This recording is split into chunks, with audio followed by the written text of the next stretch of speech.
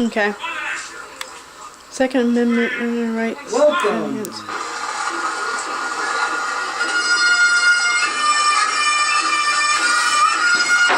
the St. Patrick's Day version. Even conservative. The signs you see are the signs that we held at a Second Amendment rally defending our Constitution and our rights.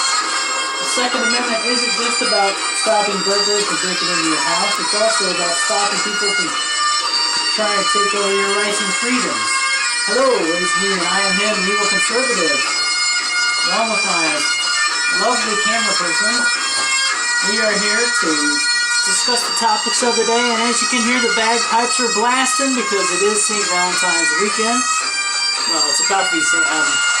Patrick's. Did I say St. Valentine's? St. Patrick's Day. I've been celebrating early. No, but seriously, St. Patrick's Day is coming up, so I thought we'd play some bagpipes in honor of that and talk about the topics of the day, and just to cover really briefly about Rand Paul's filibuster, which a lot of people were getting excited for and staying with Rand and that kind of thing. I actually had a chance to watch a lot of it when it happened, and I was glad to see someone standing up, you know, and I know that a lot of people that are liberty-minded, that are awake out there, aren't really happy with him from what he did in the presidential primaries, and that's understandable. I'm still not happy with him either. But going by what we have available, he's, I mean, not the best thing going, but better than a lot of the other crap out there, especially the Republican Party, which has become a joke, in my opinion. Not completely, but partially. You look at guys like the RINOS, Lindsey Graham, and John McCain, or as I like to call him, John McLean. A couple of sorry punk people that claim to be all about liberty but aren't. They don't want us to have Second Amendment rights. We should just not do anything. Well, I'm going to do something here to show my support for Rand Paul and for people that are against tyrannical government. Now, on my page on Facebook, and you got to scroll down because I try to keep things as current as I possibly can, and I'm actually going down. I'm going to do this live. My camera person is giving me an evil eye because I didn't tell her I was going to do this. But I'm going to go down here, and you can find this on my page on Facebook. My name is Tim Carpenter, and you'll see it on my page if you're my friend. What I'm going to do right now is lead by what we call example. People talk about doing things, and sometimes you have to do it. You can't just talk about doing it. Now, yeah, that's right, Max, you have to do it. It's my good friend there, Max. And what I'm going to do is give a call to someone.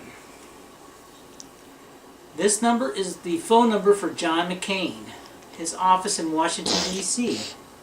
The number is 202-224-2235.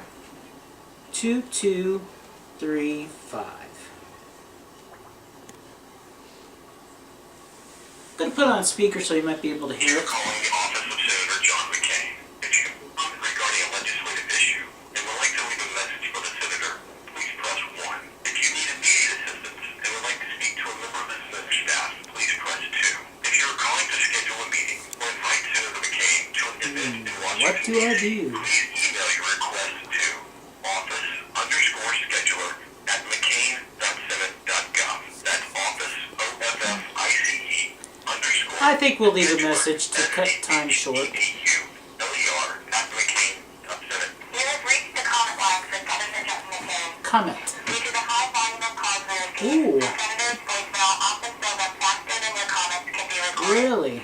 Because Senator wants to know of your concerns, you may also feel free to email him directly at senator_McCain@mccain.senate.gov if the voicemail is full. Otherwise, please leave your message after the tone. Thank you for calling and have a nice day. I'm sorry, the mailbox is full. Please try Aww. again later. Thanks for The calling. mailbox is full for Senator McLean. And again, that number was 202-224-2235. Well, let's try another one, shall we? Another moron, or mental midget, as I like to say. Some people like that comment when I call people mental midget. Lindsey Graham. You don't need a lawyer. Shut up. Shut up. You don't need a lawyer. That's his famous line. And my friends that are awake out there, especially if you're from, I believe it's the good state of South Carolina, get this bozo out of office, for the love of Pete, please. Let's give Senator Lindsey Graham a call. The number there is 202-224-5972. 1-202-224-5972. Let's see what we hear from the good Senator, Mr. Graham. We'll just leave a message so that we don't take up too much of our time. I'd like to keep it under a half hour here at the Evil Conservative Show. And quite honestly, more than 5 minutes with these bozos is too much. Thank you for calling Senator Lindsey Graham's office. Our office is open from 8:30 to 6, Monday through Friday. When the Senate is in recess, the office is open 9 to 5. If you're calling to leave your opinion on legislation, please press 1. Oh, If you wish to speak with yes. staff, please press 2. Thank you for calling Senator Pardon me. Lindsey's office. Mark Rubio moment there at the golf. Please leave a brief message at the tone. This message is being recorded. Senator Graham, this is Tim Carpenter. I have seen your despicable comments towards Rand Paul and for people who are standing against attacks on Americans. I find, quite frankly, your comments revolting and depressing and a complete systematic showing of selling out to lobbyists. You ought to be ashamed of yourself for what you're doing, and I hope that the good people of the state that you're in will vote your butt out as soon as possible. Shame on you. You are a disgrace to America. Just send your message. Press 1. Just send your message. Thanks. Your message I hope you got that, Lindsay, and I hope other people do the same thing. It's 202-224-5972. Now, back to the real business at hand. And yeah, I don't totally agree with everything that everybody says or does. I don't like the way that they attack Rand Paul for standing up and asking a simple question, Mr. President, do you have the right to kill Americans with a drone? They got upset with him for asking that question. And you know why? I'll tell you why. Because they didn't have the balls to do it themselves, and it made them look bad. Well, you know what, RINOs? It's time for you to march your happy little butts out of office. And I hope the people in these states, Arizona, and let's see, where's this jackass? South Carolina, get these people the hell out of office. Pardon my French.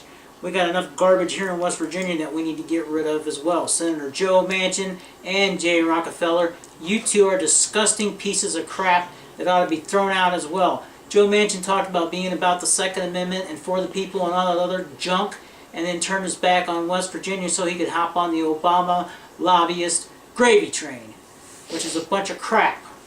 I know. I should either calm down or tell him how I really feel. Anyways, and don't get me wrong, folks, not perfect here. You know, like the shirt says, I'm right 97% of the time. Who cares about the other 4%? But anyways, in this case, I believe I'm right, and I will say what I feel. These guys are terrible. They're despicable, and they're a poor excuse. This is why the Republican Party hasn't been able to have an effective leader in the past, oh God, who knows how long, because you got what these people are called. Well, I say rhino. Some of you might be at home saying, what's a rhino, Tim? What does that mean? Does that mean they're a rhinoceros? No, it's not another animal in D.C. We've got, you know, although we should have another animal, the jackasses and the elephants have been there too long. No, it's called Republican in name only. That's why you have the term rhino. Basically what these guys are neocon sellouts who have jumped on, as I said, the gravy train of Washington. They've gotten lobbyists to pad their campaigns and stuff like that. So whenever someone comes in that isn't being bought out or sold out, in fact, if I remember our last episode, we talked about how Rand Paul found $600,000 that he returned back to the federal government that was being used by his office. They get scared. They don't like that. That's rocking the boat. That's shaking the trees. That's rattling the cage. And that's what we need to do, folks. We need more people that are willing to go into Washington, D.C. and rattle the cages. I saw one of my friends make a comment here on Facebook. I won't mention names. But they were talking about politics, and they felt bad. They're like, man, I hate talking about politics. And I said, you know what? You're right. And I posted a comment. I said, a lot of people don't like talking about politics. It's become a four-letter word. And that's the problem, people. Politics are something that we control, not them. And that's the problem. We've let them take control. Whenever you let liberty go by the wayside, tyranny will come as a result.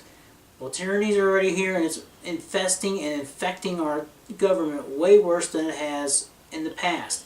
It's gotten to the point now where we're having, instead of having legislation voted on by the Congress and the Senate and then to the President, the President's trying to use his executive orders or executive privileges to bypass not only the Congress and the Senate, but the Constitution as well. Well, now, the last time I checked, and camera person, maybe you can verify this for me, when the President was inaugurated, didn't he swear to uphold the Constitution? He was supposed to. He was supposed to. Yeah. Has he been upholding the Constitution, do you think? Nope, they're catching him in lies now. For instance, give me an example you might have. Well, this sequester, he's blaming it on Republicans because they wanted to either decrease or increase tax hikes. No, decrease tax hikes, and he didn't like it, so he blamed it on the Republicans. You mean that He our president, and he said he wanted to be emperor, lied. lied to us. Oh my gosh. Yeah. I can't believe it. And you mean he wants to spend more money? Yep, he sure does. And the people that are trying to stop him, well, he's going to put blocks in their way. Oh, he'll definitely put blocks in their way. You know, it's funny. One of the things that good old Barry, President Obama, or as I like to call him, the Emperor, likes to use is a thing called the Federal Reserve. That's right, the Federal Reserve. And, you know, I pulled up an article from a friend of mine on here, and it's dated before before Ron Paul's legislation to audit the Fed was able to go into effect, but they were able to pull up some information on the Fed and where some of that money has gone to and is going to. And as I go around here and look, I'm trying to pull up the article that I had on here. You'd be surprised how many billions of dollars are being spent and what they're being spent on. It's really disgusting if you look at it. I don't have the full document here. I had it up and ready to go, and now it's disappeared, so let me just go in here real quick. You know, when you post a lot of stuff on Facebook, you gotta remember where the page is at because you forget things. But pretty interesting. John McCain's box is so full I couldn't even leave a message, but I sure let Senator Lindsey Graham know what I thought. I might get in trouble for it. I really don't care. I think he's a piece of crap that ought to be voted out, but that's just me. But the article I pulled up about the Federal Reserve, anyways, I don't have it on here. I'm not going to go into it in depth because I don't see it here. But to make a long story short about it, a lot of money is going not to you, not to me, not to America, but all around the world. And that's the problem. We're funding everybody else, and then we wonder why we're, let's see, what was it, $16 trillion in debt. Well, maybe if we quit spending, and I do remember one specific example, and I believe it was the Bank of Scotland, $885 billion to bail out the Bank of Scotland. So everybody's getting bailed out except for the American people. Except for the American people. You look at, and another example, Citigroup, a financial group here in America. Now we're bailing out these big businesses with billions of dollars. And then Citigroup turns around and gives their CEOs big, what they call golden parachutes, so they can get out of trouble and they can retire and have all kinds of money to retire into. You know, other banks are the big ones that have been bailed out by the bailout saying is, and this is where some of the Dems and liberals will say, oh, well, that was George Bush, he did it. It wasn't just Georgie boy, it wasn't just Georgie Porgy, it was good old Barack, don't call me Barry Sortero Obama as well, and he's been doing it ever since, and that's the problem. We need to stop letting this happen. This ought not be, as we say. And as we go along here on the Evil Conservative Show, we had another story that came up that the camera person is Oh, these are right just now. Yeah, from time to time I clip out, I look at the opinion section, and some of these reporters are actually really, really good. So yeah, that's what I was looking at. It says Obama went went too far when, like a pertinent child, he showed he was willing to hurt the nation to get his way on the Sequestered. yes, and further damage Republicans. Doesn't say Democrats, it said Republicans. He's going after Republicans because it said they wouldn't agree to more tax increases.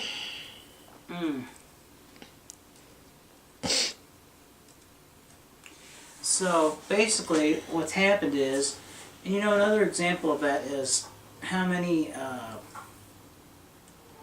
illegal aliens were released from prison because the sequester didn't go through. Yeah, I have that on President here. Obama didn't get his way, so he released a bunch of people from prison. Didn't Yeah. care about whether they were rapists or murderers or whatever, just let them go. And I'm not saying Yep. they all were. I don't have the right to judge anyone. That's before a judge and jury to decide. Hint, hint, President Obama. Judge and jury decides, not you. Anyways. Well, it says here. And then the other funny thing is, you know what you can't do anymore? You can't visit the White House. Yep, he's made his palace off limits. Yes, the emperor will not let you enter the palace now. Because what kind of secrets does it heathens. have? Yes. Us lowly infidels are not allowed to enter his Domain. emperor's palace. Exactly. Meanwhile, he talks about money and how everybody's doing better, and it's like, really? Really? Mhm. It's pretty sad when the big great news of the day is that the unemployment rate went down to 7.7%. Now it was running at 8 and 9% there for a long time, and now you see these guys on these liberal and mainstream media outlets. Oh, it's so great now. Unemployment's down to 7.7%. Yeah, I mean, you still can't get a house, and the 7.7% part of that drop is probably for people who were on unemployment that eventually went out of unemployment. In other words, they ran out of unemployment insurance. They can't draw unemployment anymore. So now they're stuck without anything. They won't tell you that in the mainstream media, though, too. Heaven forfend that they talk about what's really going on out there. As for, let's see, we talked about the Second Amendment. We talked about... We didn't talk about the IRS, about them holding tax refunds till after April 25th. Oh, yeah. There's going to... Ooh, ouch. There you go. There's another effect of the sequester, allegedly. The IRS is withholding tax returns, and quite honestly, me being yours truly, I think that we should go back to circa 1912 and just eliminate the whole damn process and get rid of tax, period. Now, obviously, you wouldn't be able to do that overnight or within a year or two, but I say you gradually cut it back to where you have a flat rate, like say 5% or 4% for everyone, and then eventually you get it to the point where you wean yourself, kind of like a junkie getting off a drug or alcoholic getting off of alcohol. You get yourself off of it entirely. And you say, well, Tim, doesn't income taxes pay for our infrastructure like the emperor tells us? No. You know what it does pay for? It pays for our debt to the Federal Reserve, because the Federal Reserve is a private entity, and it also pays for the 900 plus military bases that are all around the world. We've talked about that before. And why do we need them around the world? I don't know. That's a good question. Can you come up with anything? I can't. I could sit here all night and try and come up with something. I really can't think of a damn good reason why. Oh, so it's another waste of money. Yay. I think it's another waste of money, to be honest with you. And that's not counting on how many billions of dollars are spent on military bases around the world, just in that alone. We could take that money, bring it back to America, and then a lot of the problems that we're facing now could be resolved. You could have military people... Military people, huh? Oh. Well, you still are going to have military spending because you need your military, but you could have them protecting your borders. You could have border patrol support, because our border patrol agents are putting their lives on the line all the time, but you won't hear about that on the news. Yeah. Because we have to be politically correct and not upset the illegal aliens. You know what? It is what it is. They still come in the country. If you have your military, instead of being spread out all over the world and back at home, they'd be able to defend our borders a lot better. Well, Obama said that they were supposed to come home Christmas. And they're still over there. Yeah, I'm sure there's people out there that are watching this right now that have friends and family that are still over there or about to go over there.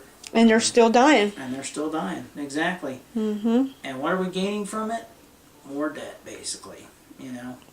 I mean, it's just craziness and insanity that's going on. And part of it, all of it is because of, you got your Democrats, you got your Republicans, basically you got your liberals and your neocons.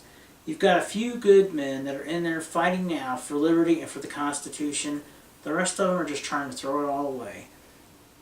I know politics is a dirty word for a lot of people, but it needs to quit being a dirty word for all of us.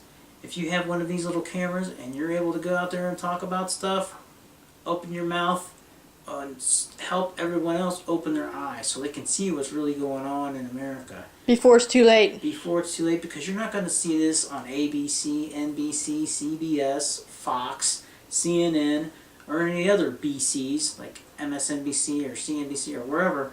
You're only going to see it online. You can check me out online. If you go to YouTube, click on Timothy Carpenter. That's all in bold, or not bold, capital letters. Or check me out on Facebook. I have a few friends on there already. If you want to friend me, check me out. If you don't like what I say, I don't care. Go ahead and let me know. Comment on the little line there below the thing there. You see where it says comments? Put your comment on the video. If you want to chime in and agree, amen. If you want to tell me I'm a moron, amen. Personally, you're the moron, not me. But anyways, we can argue about that later. For now, it's me, the evil conservative, along with his lovely camera person, signing out for now. Go peace, go liberty, go freedom. The Constitution is what we will stand for. Neocons, liberals, all of you, be prepared because we're coming for you. I'm the evil conservative, and I'm out. Okay. No fear.